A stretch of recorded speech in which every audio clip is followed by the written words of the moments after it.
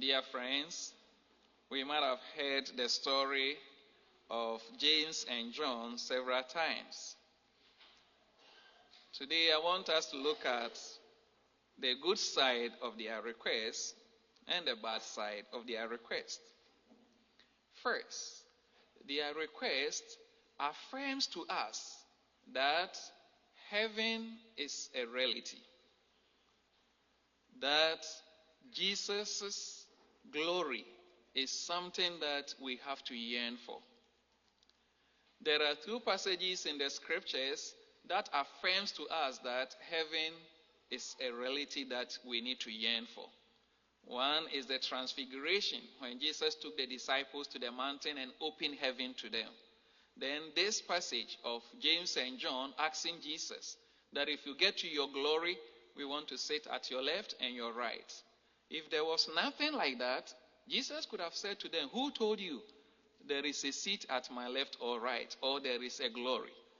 But he says, yes, sitting at my left and my right in the glory is there, but it is not for me to grant it. So that one affirms to us that heaven and the glory of it is a reality. It is there, and we need to yearn for that.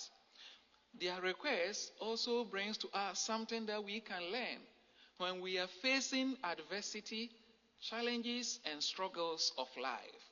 You know, there were 10 disciples, 12 disciples of Jesus, whom we call the apostles.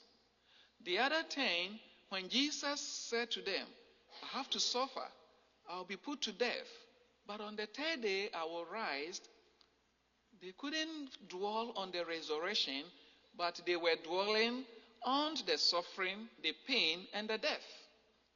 But here comes James and John. Their attention is not on the humiliation, on the death, on the crucifixion, but their attention is on the glory that will come at the end. So when Peter and the others were broken that their master is going to die, these guys, they are anticipating the glory that will come at the end. You know, we always encourage people to cope with struggles.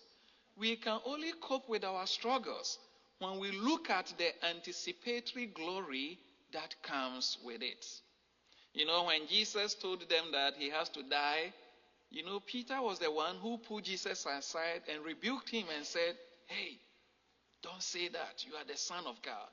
Peter was focusing on the humiliation. He was focusing on the struggle, the pain. But James and John, they knew that Jesus would go through that struggle.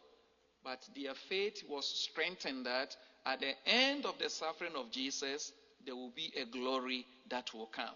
And that they want to reserve their place. As some of us do, we call restaurant and make reservations. James and John, they were making reservation in the kingdom to be at the left and at the right side of Jesus. That is a strong faith, a strong conviction.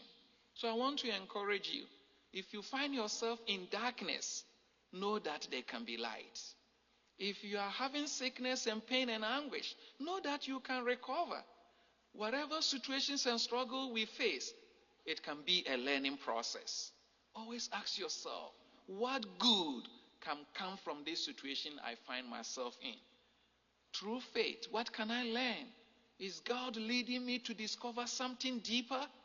So that we will not focus on the struggle, but we focus about what can come out of the struggle.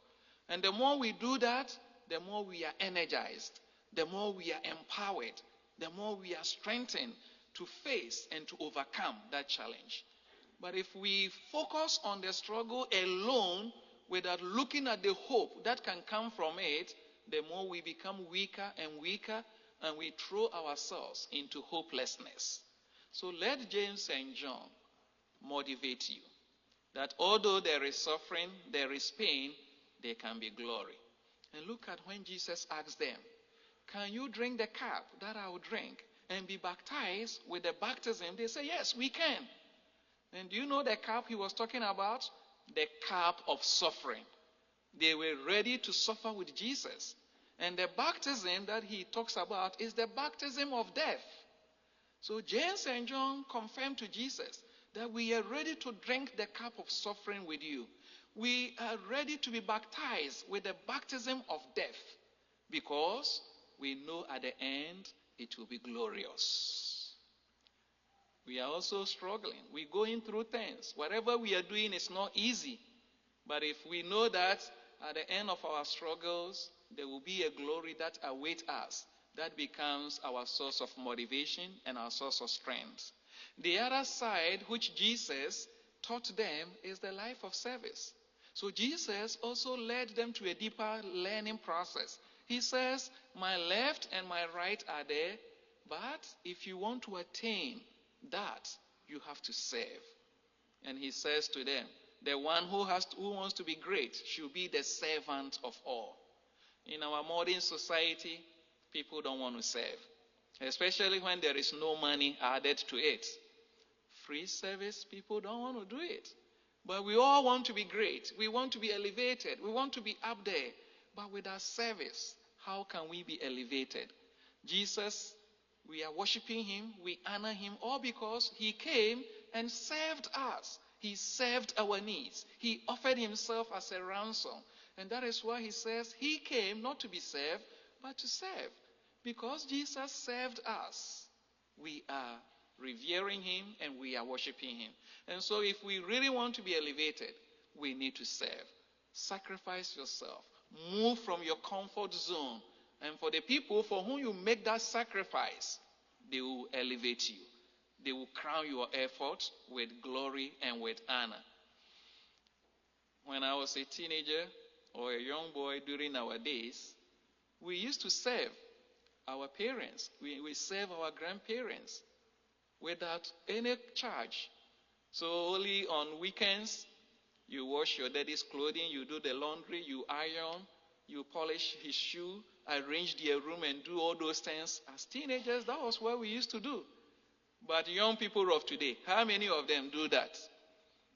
Even our own room, we don't even clean them. We allow our parents to come around to pick our clothing from the ground. But we have to serve. Begin to serve now, so that when you grow, you can serve your wife or your husband. So if as a teenager, a young boy, you can't serve your parents, you can't serve your mom, you can't serve your dad, when are you going to learn how to serve? But we want to be great. We want daddy to buy a big car for us. Meanwhile, we can't iron daddy's clothing. We can't vacuum his room. But if you want your parents to honor you, to crown your efforts, serve them. And Jesus says, in service, we discover our greatness. The more you serve people, you immerse yourself. Your skills are being revealed. So service will not kill you. Let us learn to serve. There was this young man who lived with his grandmother. And anytime the grandmother asked him to do something, he asked, how much are you going to give me?